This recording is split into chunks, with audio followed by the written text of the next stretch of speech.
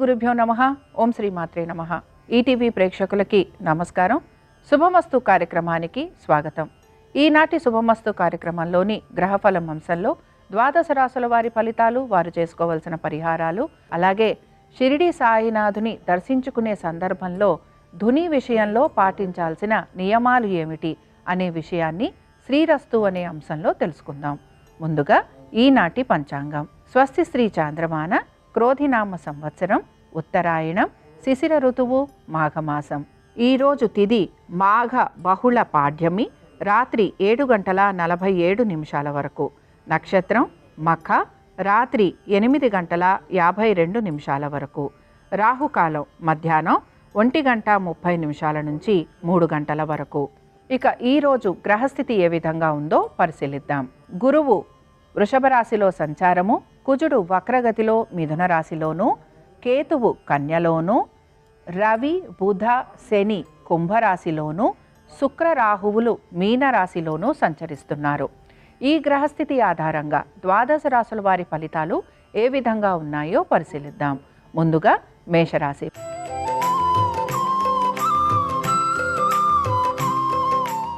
మేషరాశి వారికి ఈరోజు సంతానపరంగా చక్కటి అభివృద్ధి అనేది గోచరిస్తోంది. ప్రభుత్వ ఉద్యోగస్తులకి చాలా వరకు ఈ రోజు నుంచి అనుకూలంగా ఉంటుందని మనం చెప్పుకోవచ్చు. వ్యాపారస్తులకి కూడా ఆర్థికమైన అనుకూలత అనేది గోచరిస్తోంది. పెట్టుబడులు పెడుతున్న వారికి కూడా ఈరోజు ఆర్థికంగా అభివృద్ధి అనేది కనపడుతూ ఉంటుంది. మొత్తం మీద మేషరాశి వారికి, ఉద్యోగస్తులకి, వ్యాపారస్తులకి, అలాగే ఈ మేషరాశి వారి యొక్క సంతానము గురించి వారు చేసిన మార్పులు అన్నీ కూడా మంచి ప్రయోజనకరంగా ఉండే అవకాశాలు ఎక్కువగా ఉంటాయి. కోర్టు విషయాలు ఏవైతే ఉన్నాయో అవన్నీ కూడా వీరికి సానుకూలంగా ఉండే అవకాశాలు ఎక్కువగా గోచరిస్తూ ఉంటాయి. దీంతో పాటు ప్రమోషన్లు వచ్చే అవకాశం కానీ, లేకపోతే ఉన్నతాధికారులతోటి మీరు ఎదుర్కొంటున్న ఇబ్బందులు మీకు తొలగిపోయేందుకు అవకాశాలు ఎక్కువగా ఉంటాయి కనుక ఈరోజు ముఖ్యంగా ప్రభుత్వ ఉద్యోగస్తులకి చాలా వరకు అనుకూలంగా ఉంటుందని చెప్పుకోవచ్చు. ఇక ఈ రాశికి చెందిన స్త్రీలు ఎవరైతే ఉన్నారో వారికి ఆర్థికంగా అభివృద్ధి ఉండటం, ఆరోగ్యపరంగా అనుకూలత ఉండటం, అనుకున్న పనులన్నీ కూడా వీరు సకాలంలో పూర్తి చేయడంతో ఆనందంగా గడుపుతారని కూడా మనం చెప్పుకోవచ్చు. ఇక ఈ రాశికి చెందిన వారు ఈరోజు ప్రత్యేకించి దత్తాత్రేయుడి ఆరాధన చేయటము, అలాగే స్వామివారి దర్శనం చేసుకోవటం వలన మంచి శుభ ఫలితాలు కలిగేందుకు అవకాశం ఉంటుంది. అనుకూలించే దిక్కు తూర్పు, కలిసొచ్చే రంగు ఎరుపు, అదృష్ట సంఖ్య 4.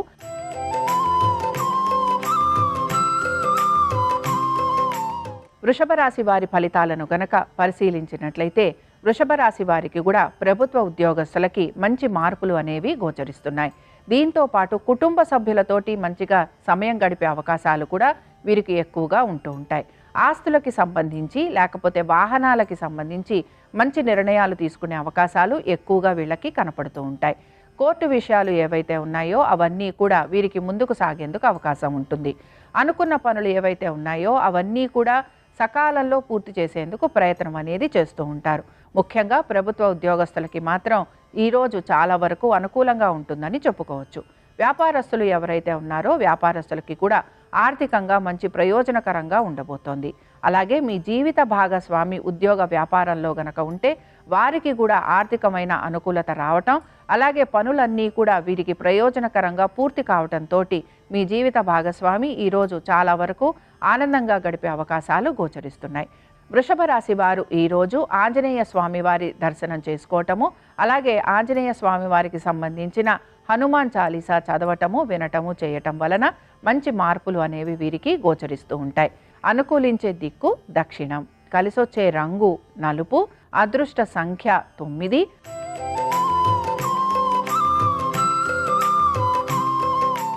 మిథున రాశి వారి ఫలితాలను గనక పరిశీలించినట్లయితే మిథున రాశి వారికి మాత్రం వారి యొక్క కుటుంబం గురించి, అలాగే వారి యొక్క ఆర్థికమైన స్థితిగతుల గురించి కొంత ఆలోచన చేసే అవకాశాలు ఎక్కువగా ఉంటాయి. తల్లిదండ్రుల ఆరోగ్యం గురించి జాగ్రత్త వహించాలి. అలాగే ఇంటికి సంబంధించి రిపేరింగ్ వర్కులు, లేకపోతే మీ యొక్క వాహనాల గురించి రిపేరింగ్ వర్కులు ఉండే అవకాశాలు ఎక్కువగా ఉంటాయి. ఎంత పొదుపు పాటించాలనుకుంటున్నా ఖర్చు మాత్రం కొంతవరకు ఉండే అవకాశం ఎక్కువగా ఉంటుంది. అలాగే దీంతో పాటుగా ఎక్కువగా శ్రమకి గురవుతారని కూడా మనం చెప్పుకోవచ్చు. సంతానానికి మాత్రం అనుకూలంగా ఉండబోతోంది. ఉద్యోగస్తులకి శ్రమ అనేది అధికంగా ఉన్న పనులని మాత్రం కొంతవరకు సమయానుకూలంగా సానుకూలంగా పూర్తి చేసేందుకు ప్రయత్నం అనేది చేస్తూ ఉంటారు. వ్యాపారస్తులకి మాత్రం కొంతవరకు ఆర్థికపరమైన ఇబ్బందులు ఎదుర్కొనే అవకాశాలు గోచరిస్తున్నాయి. ఈ రాశి వారు ఈరోజు వెంకటేశ్వర స్వామివారి వజ్ర కవచం చదవటం కానీ వినటం కానీ చేయటము, అలాగే స్వామివారి దర్శనం చేసుకోవటం వలన శుభ ఫలితాలు కలిగేందుకు అవకాశం ఉంటుంది. అనుకూలించే దిక్కు దక్షిణం. కలిసొచ్చే రంగు ఆకుపచ్చ. అదృష్ట సంఖ్య 3.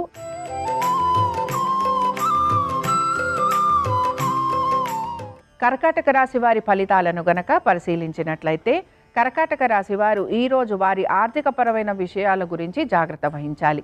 దీర్ఘకాలిక పెట్టుబడులు పెడుతున్న వారు కూడా తగు జాగ్రత్తలు పాటించాలి.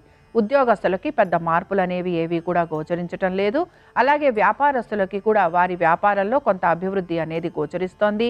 అలాగే వారికి ఆర్థికంగా కూడా కొంతవరకు ఇబ్బంది లేకుండా ముందుకు సాగేందుకు అవకాశం ఉంటుంది. అయితే మీరు గనక పెట్టుబడులు పెడుతూ ఉంటే ఆ విషయంలో జాగ్రత్త వహించటం, అలాగే ఆహార నియమాలు ఖచ్చితంగా పాటించేందుకు ప్రయత్నం చేయటం, దీంతో పాటు బంధువర్గీయులతోటి గొడవలు రాకుండా ఉండేందుకు ప్రయత్నం చేయటం, ఇవి ఖచ్చితంగా మీరు ఈరోజు పాటించాలి. దీంతో పాటు మీ యొక్క స్నేహితులతోటి కూడా వాదోపవాదాలు ఉండే అవకాశాలు ఎక్కువగా ఉంటాయి. మీ సంతానానికి ఈరోజు ఉద్యోగస్తులు గనక అయితే వారికి మాత్రం ఈరోజు అనుకూలంగా ఉంటుందని మనం చెప్పుకోవచ్చు. ఇక ఈ రాశికి చెందిన వారు ఈరోజు ప్రత్యేకించి ఆంజనేయ స్వామివారి దండకం చదవటము, అలాగే స్వామివారి దర్శనం చేసుకోవటం వలన ఎదుర్కోబోయే సమస్యలు ఏవైతే ఉంటాయో వాటి నుంచి వీరు బయటపడేందుకు అవకాశం ఉంటుంది. అనుకూలించే దిక్కు తూర్పు. కలిసొచ్చే రంగు ఎరుపు. అదృష్ట సంఖ్య 4.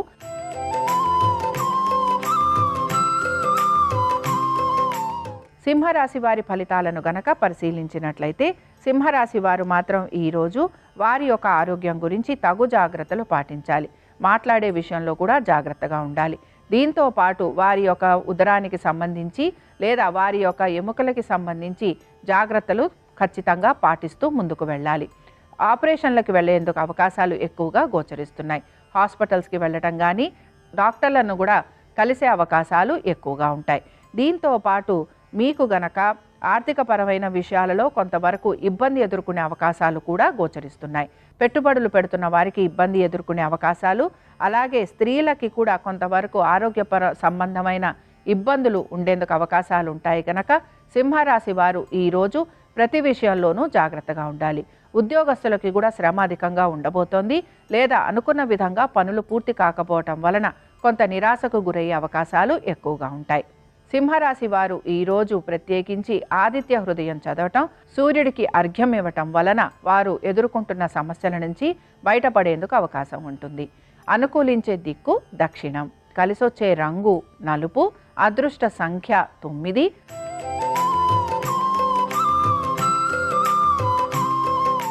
కన్యారాశి వారి ఫలితాలను గనక పరిశీలించినట్లయితే కన్యారాశి వారు మాత్రం ఈరోజు వారి ఆర్థికపరమైన విషయాలలో జాగ్రత్తగా ఉండాలి.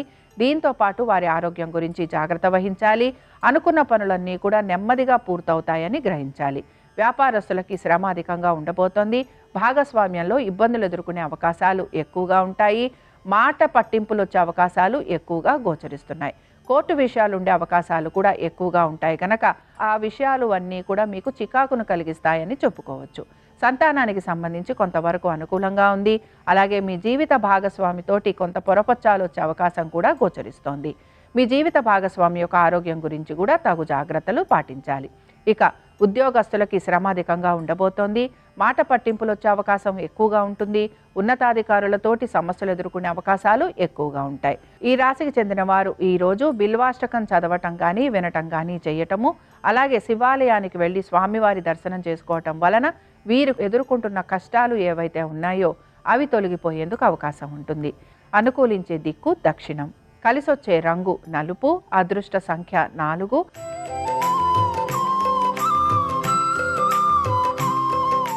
తులారాశి వారి ఫలితాలను గనక పరిశీలించినట్లయితే తులారాశి వారికి మాత్రం ఈరోజు కొంతవరకు వారి ఆరోగ్యం గురించి జాగ్రత్త వహించాలి. నరాలకు సంబంధించిన ఇబ్బందులు వచ్చే అవకాశాలు ఎక్కువగా గోచరిస్తున్నాయి. దీంతో పాటు కోర్టు విషయాలు ఏవైనా ఉంటే అవి కూడా తలనొప్పిగా మారే అవకాశాలు ఎక్కువగా ఉంటాయి. ముఖ్యంగా మీకు ఖర్చులు అధికంగా ఉండటం, అలాగే మీకు కొంతవరకు శత్రువుల వలన ఇబ్బందులు కలిగే అవకాశాలు, స్త్రీల వలన కొంతవరకు ఇబ్బందులు ఎదుర్కొనే అవకాశాలు కూడా గోచరిస్తున్నాయి. ఇక కోర్టు విషయాలు ఏమున్నా కూడా వాటి నుంచి మీరు బయటపడాలని ఎక్కువగా ప్రయత్నం అనేది చేస్తూ ఉంటారు. అలాగే మీరు ఎంత ప్రయత్నం చేసినా కూడా దానికి సంబంధించిన సమాధానం లభించకపోవటం వలన కొంతవరకు నిరాశ కూడా గురవుతూ ఉంటారు. సంతానానికి సంబంధించి వారి ఆరోగ్యం గురించి, వారి విద్య గురించి, వారి అభివృద్ధి గురించి మీరు తీసుకుంటున్న జాగ్రత్తలు మాత్రం కొంతవరకు మీకు ఫలితాలను ఇస్తాయనే చెప్పుకోవచ్చు. ఇక ఈ రాశి వారు ఈరోజు కాలభైరవుడి ఆరాధన చేయటం, కాలభైరవాష్టకం చదవటం వీరిని ఇబ్బందుల నుంచి గట్టెక్కిస్తుందని మనం చెప్పుకోవచ్చు. అనుకూలించే దిక్కు తూర్పు. కలిసొచ్చే రంగు నలుపు. అదృష్ట సంఖ్య 8.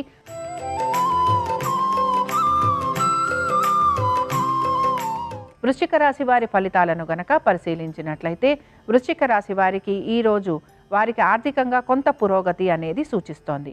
అయితే దీర్ఘకాలిక పెట్టుబడులు పెడుతున్న వారికి మాత్రం ఈరోజు ఆర్థికంగా పురోగతి ఉండటం, అలాగే హఠాత్తుగా వారు తీసుకున్న నిర్ణయాలని వీరు మార్చుకునే ప్రయత్నాలు కూడా చేస్తూ ఉంటారు. దీంతో పాటు కొంతవరకు మీరు తీసుకునే నిర్ణయాలు ఏవైతే ఉన్నాయో అవి సమంజసంగా ఉన్నాయా లేవా అని కూడా మీరు పునరాలోచన చేసే అవకాశాలు ఎక్కువగా ఉన్నాయి. దీర్ఘకాలికంగా మీరు ఎవరితో అయినా సమస్యలు ఎదుర్కొంటూ ఉంటే ఆ సమస్యలను తేల్చుకోవాలనే ప్రయత్నం కూడా మీరు చేస్తూ ఉంటారు. స్నేహితులతోటి కొంతవరకు ఇబ్బందులు ఎదుర్కొనే అవకాశం ఎక్కువగా గోచరిస్తోంది. మీ సంతానము వారి యొక్క విద్య గురించి, లేకపోతే వారి యొక్క వైవాహిక జీవితం గురించి మీరు ఎక్కువగా ఆలోచన చేసే అవకాశాలు గోచరిస్తున్నాయి. ఈ రాశి వారు ఈరోజు దుర్గాష్టకం చదవటం కానీ, వినటం కానీ చేయటము, అలాగే దుర్గాదేవి దర్శనం చేసుకోవటం వలన ఎదుర్కొంటున్న సమస్యల నుంచి బయటపడేందుకు అవకాశం ఉంటుంది. అనుకూలించే దిక్కు ఈశాన్యం. కలిసొచ్చే రంగు ఎరుపు. అదృష్ట సంఖ్య 6.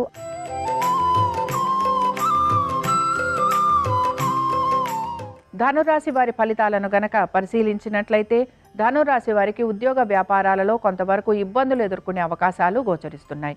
ముఖ్యంగా ఉద్యోగస్తులకి మాత్రం ఉద్యోగంలో వీరు కోరుకున్నట్టుగా మార్పు లేదని కానీ, లేకపోతే వీరు ఆశించినట్టుగా పురోగతి లేదని కానీ వీరు కొంతవరకు ఇబ్బందికి గురవుతూ ఉంటారు. అలాగే ఉన్నతాధికారులకి కూడా సమాధానం చెప్పుకోవాల్సిన పరిస్థితులు గోచరిస్తున్నాయి. ఉద్యోగంలో కొంతవరకు విశ్రాంతి కావాలని కూడా వీరు కోరుకునే అవకాశాలు లేకపోలేదు. వ్యాపారస్తులకి కూడా వ్యాపారపరంగా కొంత ఇబ్బందులు ఎదుర్కొనే అవకాశాలు గోచరిస్తున్నాయి. అలాగే మీ జీవిత భాగస్వామి యొక్క ఆరోగ్యం గురించి, వారి యొక్క ఆర్థికపరమైన విషయాల గురించి మీరు జాగ్రత్తలు తీసుకోవాలి. పెట్టుబడులు పెడుతున్న వారు కూడా ఈరోజు కొంతవరకు పెట్టుబడుల విషయంలో జాగ్రత్తగా ముందుకు అడుగు వేయాలి. అలాగే ఈ రాశికి చెందిన స్త్రీలు ఎవరైతే ఉంటారో వారు వారి ఆరోగ్యం గురించి జాగ్రత్తలు తీసుకోవాలి. అలాగే ఉద్యోగ వ్యాపారంలో కూడా కొంతవరకు వీరు ఇబ్బంది ఎదుర్కొనే అవకాశం ఉంటుంది కనుక ఈ విషయాలలో కూడా జాగ్రత్తగా ఉండాలి.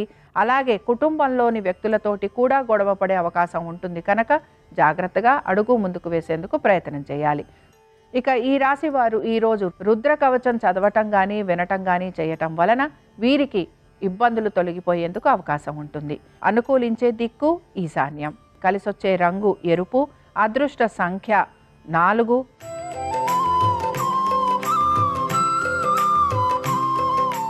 మకర రాశి వారి ఫలితాలను గనక పరిశీలించినట్లయితే మకర రాశి వారి మాత్రం ఈరోజు ఖచ్చితంగా ఆచితూచి ప్రతి పనిలోనూ కూడా సానుకూలంగా నెమ్మదిగా ముందుకు వెళ్ళాలని సూచన. ఏ పని చేస్తున్నా కూడా అందులో అవరోధాలు ఉండే అవకాశం ఎక్కువగా ఉంటుంది. అనుకున్న పనులన్నీ కూడా నెమ్మదిగా పూర్తవుతాయి గనక వీటిని తొందరగా పూర్తి చేయాలి అని కాకుండా నెమ్మదిగా పూర్తి చేసే ప్రయత్నం ఎక్కువగా చేయాలి. దీంతో పాటు ఆరోగ్యం గురించి జాగ్రత్త వహించాలి. రుణ బాధలు, రుణ ఒత్తిళ్లు అధికంగా ఉండే అవకాశం గోచరిస్తోంది. కోర్టు సమస్యలు ఏవైతే ఉన్నాయో అవన్నీ కూడా ముందుకు సాగకపోగా మీకు కొంత నిరాశగా ఉండే అవకాశాలు కూడా గోచరిస్తున్నాయి. బంధుమిత్రులతోటి గొడవలు పడే అవకాశం కానీ, లేదా వాళ్ళతోటి మాట పట్టింపులు వచ్చే అవకాశం కానీ ఎక్కువగా గోచరిస్తోంది. తల్లిదండ్రుల ఆరోగ్యం గురించి శ్రద్ధ వహించాలి. మీరు గనక ఆలయ దర్శనం చేసుకోవాలనుకుంటున్నా, లేకపోతే తీర్థయాత్రలకు వెళ్ళాలనుకుంటున్నా ఆ విషయంలో మాత్రం మీకు కొంత సానుకూలంగా ఉండేందుకు అవకాశం ఉంది. మకర రాశి వారు ఈరోజు సంకటనాశన గణేశ స్తోత్రం చదవటం కానీ, వినటం కానీ చేయటము, అలాగే వినాయకుడి దర్శనం చేసుకోవటం వలన వారికి మంచి శుభ ఫలితాలు కలిగేందుకు అవకాశం ఉంటుంది. అనుకూలించే దిక్కు ఉత్తరం. కలిసొచ్చే రంగు తెలుపు. అదృష్ట సంఖ్య 4.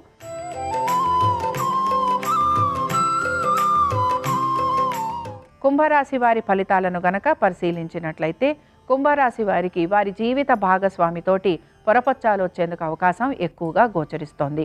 అలాగే వ్యాపారస్తులకి కూడా ఆర్థికపరమైన విషయాల్లో కొంత రుణ ఒత్తిడి ఉండే అవకాశాలు ఎక్కువగా ఉంటాయి. దీంతో పాటు సమయానుకూలంగా మీరు పనులు చేయలేకపోవటం వలన కూడా కొంతవరకు మీ యొక్క ఉన్నతాధికారులతోటి మాట పడాల్సిన అవకాశం ఎక్కువగా గోచరిస్తోంది. సంతానానికి కొంతవరకు అనుకూలంగా ఉంది. పెట్టుబడులు పెడుతున్న వారు జాగ్రత్తగా పెట్టుబడులు పెట్టాలి. అలాగే ప్రభుత్వ ఉద్యోగస్తులు కూడా కొంత శ్రమకి గురవుతారని చెప్పుకుంటున్నాం. ఐటీ రంగంలోనూ మిగతా రంగాలలో ఉన్న వారికి కూడా శ్రమ అధికంగా ఉండే అవకాశాలు గోచరిస్తున్నాయి. మొత్తం మీద ఈరోజు కుంభరాశి వారు వారి యొక్క జీవిత భాగస్వామి ఒక ఆరోగ్యం గురించి, అలాగే వారితోటి గొడవలు పడకుండా ఉండేందుకు ప్రయత్నం చేయాలి. కోర్టు విషయాలు ఏవైతే ఉన్నాయో అవన్నీ కూడా కొంతవరకు మీకు వాయిదా పడే అవకాశాలు గోచరిస్తున్నాయి. ఇక కుంభరాశి వారు ఈరోజు నవగ్రహ పీడాహార స్తోత్రం చదవటము, అలాగే నవగ్రహాల చుట్టూరా ప్రదక్షిణ చేయటం వలన వారికి ఇబ్బందులు తొలగిపోయేందుకు అవకాశం ఉంటుంది. అనుకూలించే దిక్కు దక్షిణం. కలిసొచ్చే రంగు తెలుపు. అదృష్ట సంఖ్య 7.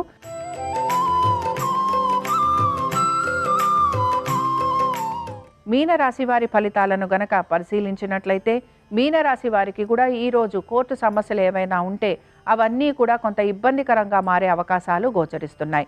మీరు అనని మాటలకి కూడా మిమ్మల్ని కొంత నిందించే అవకాశాలు ఎక్కువగా ఉంటాయి. దీంతో పాటుగా మీరు చెయ్యని పనులకి కూడా సమాధానం చెప్పుకోవాల్సిన పరిస్థితులు గోచరిస్తున్నాయి. మీకు శత్రువుల బాధ అధికంగా ఉండబోతోంది. నరకోశ కూడా ఎక్కువగా ఉండే అవకాశాలు గోచరిస్తున్నాయి. సంతానానికి చాలా వరకు అనుకూలంగా ఉండబోతోంది. భార్యాభర్తల మధ్యన కూడా కొంతవరకు అనుకూలమైన స్థితిగతులే గోచరిస్తున్నాయి. ఉద్యోగస్తులకి శ్రమ అధికంగా ఉండటం, అలాగే ఇందాక చెప్పుకున్న విధంగా ప్రతి పనిలోనూ కూడా సమాధానం చెప్పుకోవాల్సిన పరిస్థితులు ఉంటాయి కనుక జాగ్రత్తగా ఉండాలి. వ్యాపారస్తులకి ఆర్థిక పరంగా కొంతవరకు ఇబ్బంది అనేది గోచరిస్తోంది. అలాగే మీ యొక్క భాగస్వామి వలన కూడా కొంతవరకు కోర్టు సమస్యలు ఎదుర్కొనే అవకాశాలు గోచరిస్తున్నాయి. ఇక మీనరాశి వారు ఈరోజు హనుమాన్ చాలీసా చదవటం, వినటం కానీ చేయటం, అలాగే ఆంజనేయ స్వామి వారి దర్శనం చేసుకోవటం వలన వీరికి శుభ ఫలితాలు కలిగేందుకు అవకాశం ఉంటుంది. అనుకూలించే దిక్కు వాయువ్యం. కలిసొచ్చే రంగు నీలము. అదృష్ట సంఖ్య 1. ఇవి ద్వాదశ రాశుల వారి ఫలితాలు. గురువారం సందర్భంగా ఆ దత్తాత్రేయుని యొక్క అనుగ్రహం ద్వాదశ రాశుల వారి మీద ఉండాలని ఆశిస్తూ స్వస్తి. శ్రీరస్తు శుభమస్తు. సాయినాథుడి మందిరంలో ధుని దగ్గర కొన్ని ప్రత్యేకమైన విధి విధానాలు పాటిస్తే సమస్త శుభాలు చేకూరతాయి.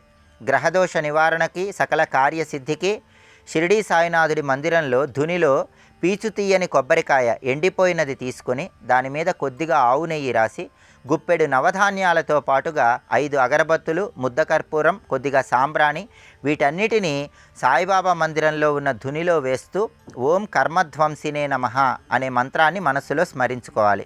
ఆ తర్వాత ధుని ముందు మోకాళ్ళ మీద కూర్చొని శిరస్సు వంచి ధునికి నమస్కారం చేయాలి. ఆ తర్వాత షిరిడీ సాయినాథుడి మందిర ప్రాంగణంలో ఆముదపు దీపాలు వెలిగించాలి. ఇలా గురువారం సందర్భంగా ధుని దగ్గర ప్రత్యేకమైన విధి విధానం పాటించినట్లయితే సమస్త శుభాలు కలుగుతాయి. గ్రహదోష తీవ్రతను తగ్గింపజేసుకోవచ్చు.